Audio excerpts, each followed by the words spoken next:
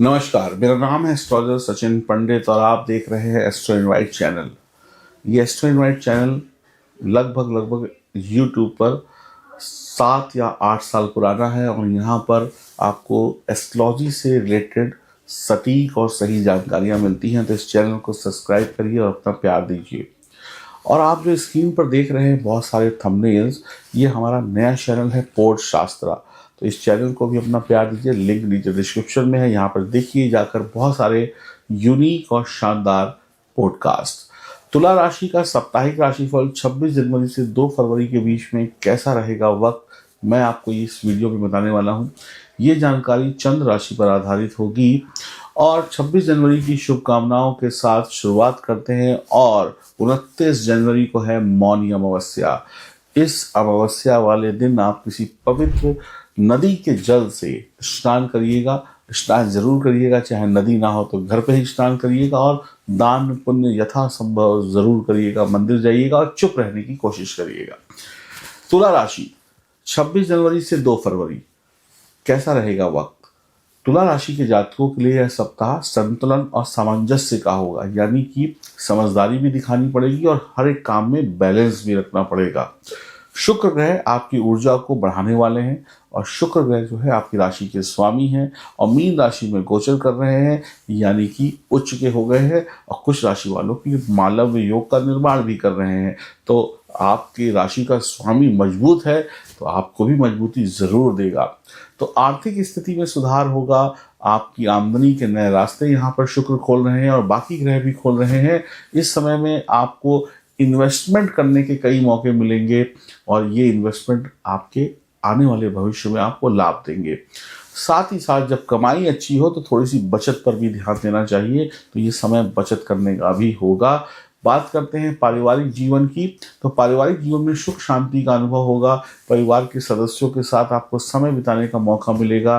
किसी शुभ और मांगलिक कार्य का आयोजन भी हो सकता है या किसी शुभ और मांगलिक कार्य या किसी फंक्शन में आप दूसरे स्टेशन या कहीं दूसरे शहर जा सकते हैं या अपने ही जहाँ पे आप रहते हैं वहाँ पर भी आपको कोई इन्विटेशन मिल सकता है शुभ और मांगलिक कार्यों का।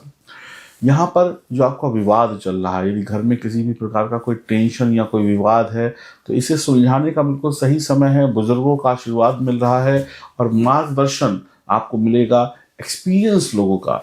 जो लोग नौकरी में हैं उनको भी सीनियर का एडवाइस मिलेगा, बिजनेस में भी मिलेगा, घर में भी मिलेगा। तो कुल मिलाकर समस्याएं खत्म होती हुई नजर आ रही हैं। बात करते हैं हेल्थ की, तो स्वास्थ्य के मामले में भी ये सप्ताह आपका सपोर्ट कर रहा है। बहुत ज़्यादा दिक्कतें नहीं दिखाई पड़ रही हैं। मानसिक और शारीरिक संतुलन को बना के रखना होगा, यानी कि दिमाग को भी ठंडा रखना है और शरीर में भी कोई बीमारी ना हो, इस बात का भी ध्यान रखना है। योग करिए, प्राणायाम करिए, अपनी दिनचर्या में अपनी डेली रूटीन में अच्छा खाइए, अच्छे समय से सोइए और अच्छा बोलिए और अच्छा सुनिए। ये छोटी छोटी बेसिक बातें अगर आप करेंगे तो बहुत अच्छा रहेगा।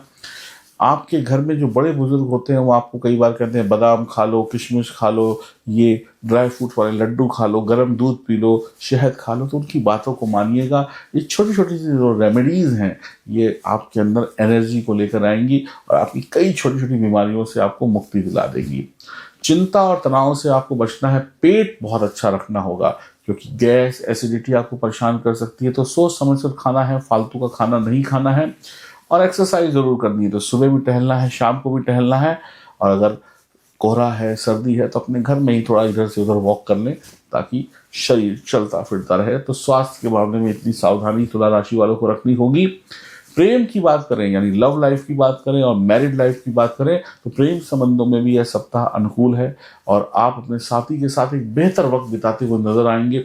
आपको इस सप्ताह में 2-4 ऐसे मौके, छोटे बड़े मौके मिल सकते हैं जहां पर आप अपने साथी के साथ कहीं आउटिंग पे जा सकते हैं, किसी फंक्शन में जा सकते हैं, तो बहुत अच्छा रहेगा। यानी प्यार को आगे बढ़ाने के मौके मिलेंगे, सजने संवरने के मौके मिलेंगे, कुछ नई ड्रेसेस वगैरह भी आप लोग खरीद सकते हैं क्योंकि पार्टी वार्टी में जाना पड़ सकता है।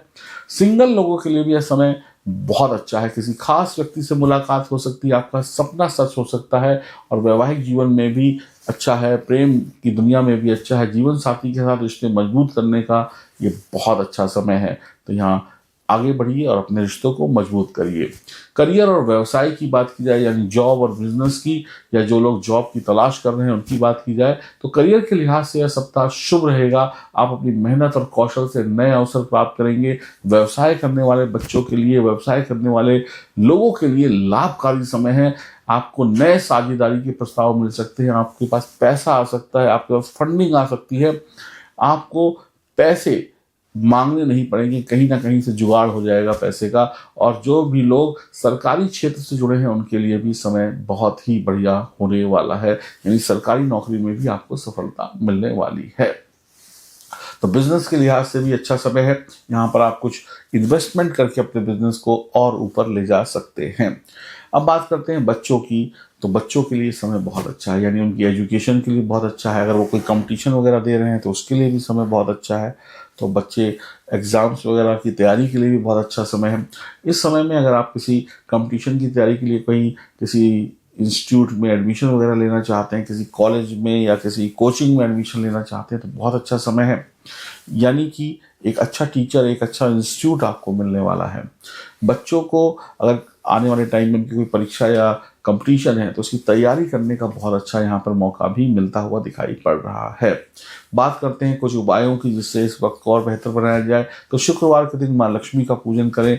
ओम शुक्राय नमः मंत्र का जाप कर सकते हैं। ओम शु शुक्राय नमः मंत्र का जाप कर सकते हैं, लेकिन विधिवत तरीके से, यानी कि गलतियां मत करिएगा। सफेद वस्त्र पहन सकते हैं, सफेद वस्त्र का दान कर सकते हैं। इत्र की सेवा आप किसी लक्ष्मी नारायण मंदिर में कर सकते हैं, और चावल और दूध का दान भी कर सकते हैं। खीर बनाइए, खीर का दान करिए, माँ लक्ष्मी को प्रसाद चढ़ाइए। तुलसी को जल चढ़ा सकते हैं।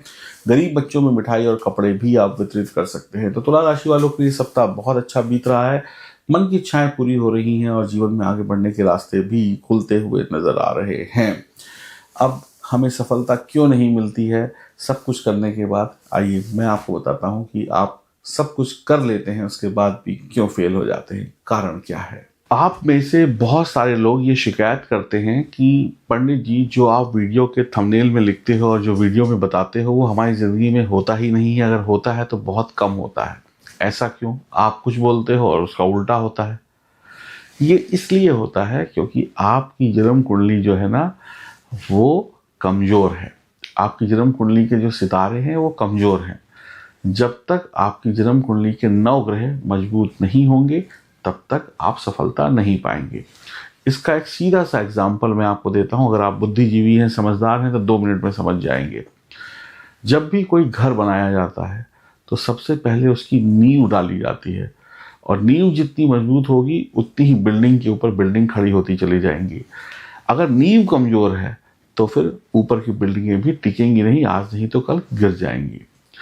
इसी प्रकार आप जब पैदा हुए थे उस समय की जो आपकी जन्म कुंडली है, अगर उस समय के 9 ग्रह मजबूत नहीं हुए तो आपको 2024 हो, 25 हो, 26 हो, कभी भी शुभ रिजल्ट नहीं मिलेंगे। तो इसलिए जो आपकी जन्म कुंडली है, जब आप पैदा हुए थे, वो आपकी नींव है, और आने वाले साल जो हैं वो एक के ऊपर एक बनने वाली मंजिल हैं। तो आप कैसे उम्मीद कर सकते हैं कि आपकी नींव कमज़ोर हो और आप कमज़ोर नींव के ऊपर बिल्डिंग खड़ी करते चले जाएं? वो बिल्डिंगें गिर जाएंगी। अब आपकी जन्म कुंडली, यानी कि जब आप पैदा हुए थे वो वाली जन्म कुंडली, और 2025 की जन्म कुंडली, यहाँ पर जब दोनों मजबूत होंगी तभी आपको रिजल्ट मिलेगा। मान लीजिए आपने नींव मजबूत बना ली, ऊपर की छत कमज़ोर बना दी, तो नींव तो मजबूत है लेकिन छत ऊपर से नीचे गिर जाएगी तो भी आपको चोट लगेगी, यानी असफलता मिलेगी। जब तक आपकी जन्म कुंडली कौन सी, जब आप पैदा हुए थे वो जन्म कुंडली, और 2025 में गोचर में चल रहे ग्रहों की स्थिति मजबूत नहीं होगी, तब तक रिजल्ट नहीं मिलेंगे। इस बात को जान लीजिए। एक और एग्जांपल लेते हैं। साइकिल ले लीजिए, मोटरसाइकिल ले लीजिए या कार ले लीजिए। जो पीछे वाले पहिए हैं ना, वही आगे वाले पहियों को चलाते हैं। तो अगर पीछे वाला पहिया ही नहीं होगा तो आगे वाला पहिया कैसे चलेगा? यानी अगर आपकी जन्म कुंडली कमज़ोर है, 9 ग्रह कमज़ोर हैं, तो 2025 हो या 26 हो सफलता कैसे मिलेगी? तो आप जो थंबनेल्स वगैरह देखते हैं, करोड़पति अरबपति बन जाएंगे, ये सिर्फ थंबनेल उन्हीं लोगों के लिए हैं जिनकी जन्म कुंडली मजबूत है। तो आपको समझ में आ गया कि आपको सफलता क्यों नहीं मिलती। थोड़ी बहुत सफलता तो सबको मिल ही जाती है। कोई भी गाड़ी के टायर पंचर हो जाए घिस घिस के तो चली जाती है, लेकिन तेज नहीं दौड़ पाती। तो आप भी अपनी ज़िंदगी में भूखे नहीं मर रहे हैं, लेकिन उतना भी नहीं कमा पा रहे हैं जितने से आप ऐश कर सके। तो अगर ऐश करनी है ज़िंदगी में तो अपनी जन्म कुंडली की जांच कराइए, नहीं तो हमेशा पीछे रह जाएंगे। तो मेरा नाम है एस्ट्रोलॉजर सचिन पंडित। मैं 22 साल का एस्ट्रोलॉजी का अनुभव रखता हूं और अपने गुरुओं के आशीर्वाद से और ईश्वर की कृपा से आपकी समस्याओं का समाधान करने की क्षमता रखता हूं। तो अगर आप इन दिए के नंबरों पर संपर्क करते हैं तो हम आपकी मदद कर सकते हैं, और इन दिए के नंबरों पर आप अपनी अपॉइंटमेंट ज़रूर बुक कराइए ताकि आपकी जन्म कुंडली को भी मजबूत बनाया जा सके। जब तक मजबूती नहीं होगी तब तक किसी भी शुभ समाचार का इंतज़ार मत करिएगा। इस दुनिया में कमज़ोर कभी नहीं जीता है, बलवान या मजबूत इंसान का ही साथ देती है ये दुनिया। तो अपनी कुंडली को मजबूत बनाइए, ये पूरी दुनिया, ये पूरी कायनात आपके साथ हो जाएगी, यानी सारी खुशियाँ मिल जाएंगी। स्क्रीन पर नंबर है, ज़रूर फ़ोन करके अपनी अपॉइंटमेंट बुक कराइए और सफलता की सीढ़ी चलने की गारंटी हमारी। आपकी मेहनत, हमारे उपाय आपको सफल बनाएंगे। राधे राधे।